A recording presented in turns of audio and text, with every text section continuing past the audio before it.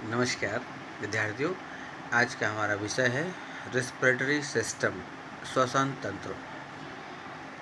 आइए जानते हैं श्वसन तंत्र के अंतर्गत हम क्या क्या आज अध्ययन करेंगे। श्वसन की प्रक्रिया क्या कहलाती है, श्वसन तंत्र की प्रक्रिया में किन किन अंगों का रोल है, भूमिका है, संपूर्ण इस प्रक्रिया में क्या कुछ गतिविधियाँ होती हैं, चाहे वो नासिका के माध्यम से हों, श्वास तंत्र, स्वर यंत्र, श्वास नलिका, फेफड़े, डायफ्राम, पसलियाँ, पसकपेशियाँ इत्यादि हम इसके अंतर्गत आज देखेंगे। श्वसन प्रक्रिया प्रत्येक जीव को जीवित रहने के लिए निर्धारित एक ऑक्सीजन की मात्रा की आवश्यकता पड़ती है, क्योंकि ऑक्सीजन ही कार्बनिक भोज्य पदार्थों का ऑक्सीकरण या विघटन करके ऊर्जा प्रदान करने में सहायक होती है। भोज्य पदार्थों के ऑक्सीकरण की यही प्रक्रिया जो है श्वसन प्रक्रिया कहलाती है। श्वसन तंत्र केवल एक अंग नहीं है, वनस्पति कई सारे अंगों से मिलकर एक संपूर्ण तंत्र कहलाता है। इन अंगों में महत्वपूर्ण जो अंग है वो लंग्स का या फेफड़े या फुफ्फुस का रोल होता है, जहाँ पर गैसीय एक्सचेंज ऑफ गैसेस या गैसीय विनिमय होता है। इस प्रकार से इसे फुफ्फुसीय श्वसन कहते हैं। पल्मोनरी रेस्पिरेशन की संज्ञा भी दी जाती है। श्वसन तंत्र के अंतर्गत वे सभी अंग आते हैं जिससे वायु का आदान प्रदान होता है, चाहे वो नासिका छिद्र हों, स्वर यंत्र हों, श्वास नली हों या फेफड़े हों।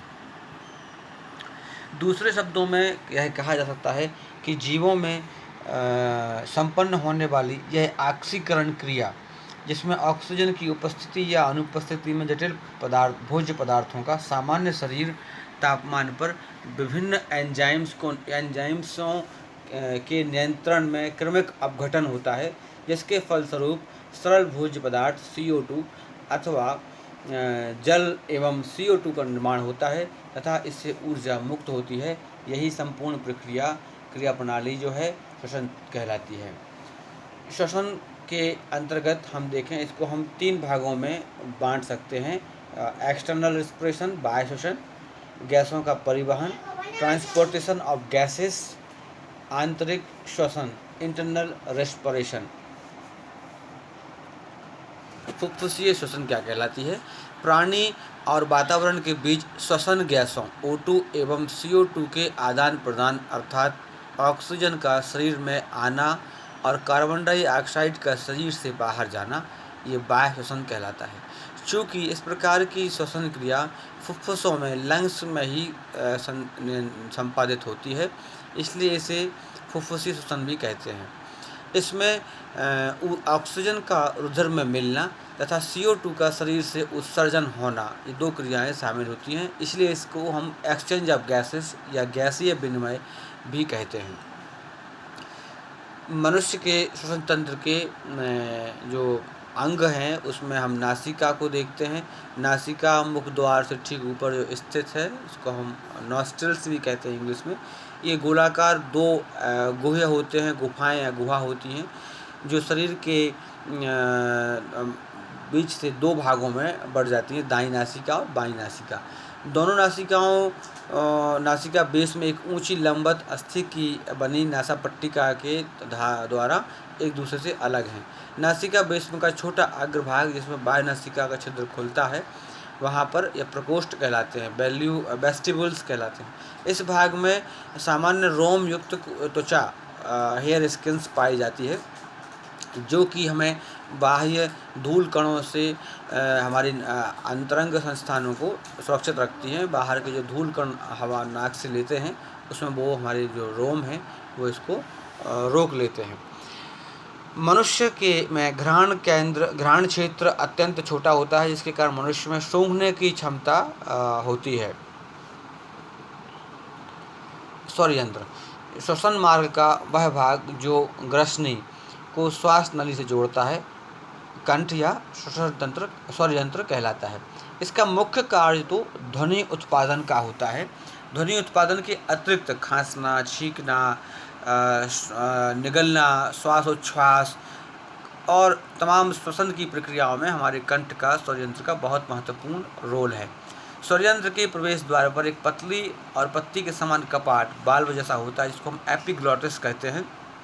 जब हम कुछ अंदर खाते हैं, निगलते हैं, तो एपिग्लॉटिस जो है वो स्वर नाल मतलब श्वास नलिका को बंद कर देता है।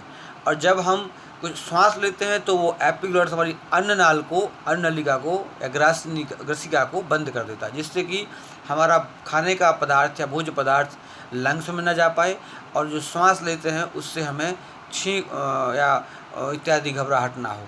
जब कुछ अंदर निकलना हो तो एपिग्लॉटिस और का महत्वपूर्ण कार्य होता है। इसके बाद है ट्रैचिया। स्वर यंत्र श्वास नली या ट्रैकिया से कनेक्टेड होता है। दूसरे शब्दों में जो स्वर यंत्र है लेरिंक्स के पीछे की ओर श्वास नली या ट्रैकिया में खुलता है। इसकी जो लंबाई है वो 11 सेंटीमीटर और जो व्यास है वो 16 मिलीमीटर का होता है। श्वास नली की पतली दीवार को मजबूती प्रदान करने के लिए बहुत से उपास्थि होते हैं। ये वलय श्वास नली वायु के बाहर निकलते समय उससे पिचकने से रोकते हैं। श्वास नली प्रत्येक श्वास नली में प्रवेश कर तुरंत श्वसनिकाओं में विभाजित हो जाती है। नासिका से श्वसनिकाओं तक श्वसन यंत्र का संपूर्ण आंतरिक भाग पक्षाभिकामाएँ या एपिथीलियम, जिसको हम सिलेटेड एपिथीलियम होते हैं, उससे बने होते हैं।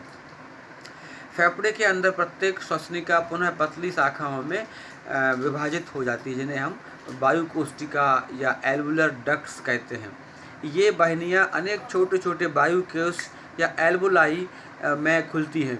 मनुष्य के दोनों फेफड़ों में करीब करीब 3x10 वायु कोश पाए जाते हैं। इस प्रकार मनुष्य के फेफड़ों में श्वसन गैसों के आदान प्रदान में लगभग 400 से 800 वर्ग फीट सतह उपलब्ध होती है। फेफड़े मनुष्य के वक्ष गुहा या थोरैसिक कैविटी में एक जोड़ी शंक्वाकार होती है, जिसे हम फेफड़ा कहते हैं। ये फेफड़ा स्पंजी गुलाबी थैलेनुमा रचना है, जो हृदय के इधर उधर प्लूरल गुहाओं में स्थित है। प्लूरल गुहा के चारों ओर प्लूरल मेम्ब्रेन्स का एक पतला सा आवरण होता है, जिसको हम पैराइटल प्लूरा कहते हैं। फेफड़ा और प्लूरा के मध्य म्यूकसा जैसा चिकना तरल पदार्थ भरा होता है, जो फेफड़े के फैलने और फूलने के बाद सिकुड़ने में, वापस लौटने में, घर्षण को कम करने में हेल्प करता है। मनुष्य के प्रत्येक फेफड़े में लगभग 300 करोड़ वायुकोश या एल्वुलाई होते हैं। दायां फेफड़ा थोड़ा सा बाएं फेफड़े की तुलना में लंबा होता है। दायां फेफड़ा 3 लोब्स और बायां फेफड़ा दो पालियों का बना होता है। प्लूरल मेम्ब्रेन्स जो है वो फेफड़ों की संरक्षण करने में सहायता करता है। फेफड़े संकुचनशील होते हैं, जो श्वास नली के फूंक मारे जैसे हम गुब्बारा फुलाते हैं, तो वैसे ही हमारा जो फेफड़ा है वो संकुचन प्रसारण में की क्रिया में सक्षम होते हैं। वक्षीय गुहा के पसलियों के संकुचन एवं शिथिलन से वक्षीय गुहा का आयतन बढ़ता और घटता है, जिस कारण वायु फेफड़े के अंदर प्रवेश करती है और संकुचन के समय हमारी वायु बाहर निकल जाती है। इसके बाद फेफड़े के नीचे जो है वो डायफ्राम की आकृति है। डायफ्राम जो है वक्षीय गुहा का एक निचला फर्श एक पतले पट्ट द्वारा बंधा होता है, जिसे हम डायफ्राम कहते हैं। इसका बहुत बड़ा रोल है। डायफ्राम के फूलने और डायफ्राम के पिचकने से ही हम गहरी सांस ले सकते हैं और छोड़ सकते हैं। डायफ्राम के दाएं बाएं ऊपर की तरफ देखें हम तो पसलियां हैं या पशुक पेशिकाएँ होती हैं। प्रायः ये पशुक पेशियाँ जो हैं 12 की जोड़ी होती है, 12 दाईं तरफ और 12 बाईं तरफ है, जिनको हम बाह्य अंतरांग पार्श्विक पेशी या एक्सटर्नल इंटरकोस्टल मसल्स और इंटरकोस्टल मसल्स के रूप में हम देखते हैं। कृत्रिम श्वसन से क्या तात्पर्य है ये भी समझना होगा। जल में डूबने या बिजली का करंट लगने पर जब किसी व्यक्ति की श्वसन प्रक्रिया रुक जाती है, थम जाती है कुछ समय के लिए, या कई बार व्यक्ति घबरा के एकदम बेहोश हो जाता है, तब भी उसकी श्वसन प्रक्रिया रुक जाती है। तब हमें उसे कृत्रिम श्वास उच्छ्वास का सहारा लेना पड़ता है। इसके द्वारा हम फेफड़े में पुनः संचालन की क्रिया प्रारंभ कर पाते हैं। कृत्रिम श्वसन को निम्न चरणों में किया जाता है। अमुक व्यक्ति को पीठ के बल लिटाकर उसकी गर्दन के नीचे हाथ रखकर उसे ऊपर उठाना चाहिए, जिससे उसकी गर्दन खिंच जाए और उसका वायु मार्ग खुल जाए। दूसरे क्रम में व्यक्ति की नाक को अंगुलियों की सहायता से बंद करके मुख उस व्यक्ति पर रखकर जोर से फूंक मारा जाए, उससे उसके फेफड़े फूल जाए। जैसे कभी किसी व्यक्ति की सांस रुक जाती है तो मुंह में मुंह लगा के उसको फूंकते हैं, लेकिन नाक बंद करते हैं, जिससे कि फेफड़े फूलें और संकुचन प्रारंभ हो। तीसरी प्रक्रिया में अब मुख को हटा लेना चाहिए और जिससे निश्वासन संभव हो सके। यह क्रिया 1 मिनट में 10-15 बार करनी चाहिए, इससे पुनर्श्वसन प्रक्रिया प्रारंभ हो जाती है। इस प्रकार से इस विधि के द्वारा प्रथम उपचार के रूप में हम दुर्घटना से ग्रसित व्यक्ति की जान बचाई जा सकती है। श्वसन, निश्वसन और उच्छ्वास में कुछ अंतर है।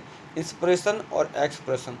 जो निश्वसन है यह वायुमंडल की वायु का फेफड़ों में प्रवेश की क्रिया है, जबकि ये बाहर निकालने की प्रक्रिया है। निश्वसन जो है यह फेफड़ों में वायुदाब कम करती है, जबकि उच्छ्वास जो है वो वायुदाब इसमें अधिक होता है। डायफ्राम की अरीय पेशियाँ सिकुड़ती हैं, डायफ्राम चपटा होता है, जबकि यहाँ उल्टा होता है, डायफ्राम गुम्मद के समान फैल जाता है। इसमें प्लूरल गुहाओं का आयतन अधिक होता है, जबकि इसमें उन गुहाओं का आयतन कम हो जाता है। श्वसन भागफल। श्वसन क्रिया के दौरान उपयोग में लाई गई संपूर्ण ऑक्सीजन के दौरान उत्पन्न हुई कार्बन डाइऑक्साइड के गैसीय विनिमय अनुपात को श्वसन भागफल कहते हैं। श्वसन भागफल का कुल उत्पादन जो है O2 का भोज्य पदार्थों के श्वसन भागफल के भिन्न भिन्न होता है। इस तरह से मापन किया जाए तो आप निश्वसन और उच्छ्वास का एक मापदंड निकाल सकते हैं। खाद्य पदार्थ और श्वसन भागफल को इस प्रकार से बांटा जाता है: कार्बोहाइड्रेट, वसा, कार्बनिक अम्ल, प्रोटीन। और यहाँ पर यहाँ उस एक से आप देखें 1 से कम है तो 0.07 और 1 से अधिक है इसका तो 4.0 और वहाँ 1 से कम 0.08। इस प्रकार से श्वसन प्रक्रिया जो है शरीर के महत्वपूर्ण क्रिया प्रणाली के अंतर्गत होती है, क्योंकि श्वसन प्रक्रिया के माध्यम से ही जो भी पोषण का कार्य हमें करना है, जो पाचन क्रिया के आगे की प्रक्रिया है, वह संभव हो पाती है। इसलिए श्वसन प्रक्रिया में यह आवश्यक है कि हम प्राकृतिक रूप से श्वसन प्रक्रिया को संभव रखें। श्वसन प्रक्रिया अगर कभी खराब हो जाती है तो बहुत सारे श्वास रोग भी हमारे शरीर में उत्पन्न हो जाते हैं, चाहे वो ब्रोंकाइटिस हो, अस्थमा हो, ब्रेथलेसनेस हो, साइनस हो, कफ जुखाम हो, अस्थमा हो, इत्यादि तमाम तरह के रोग हैं, एलर्जी टाइप के रोग हैं। इसमें प्राणायाम और योग की कुछ शुद्धि क्रियाएँ हैं, नीति इत्यादि, उनका अभ्यास करने से हम श्वसन प्रणाली के उन रोगों से दूर हो सकते हैं। बहुत बहुत धन्यवाद।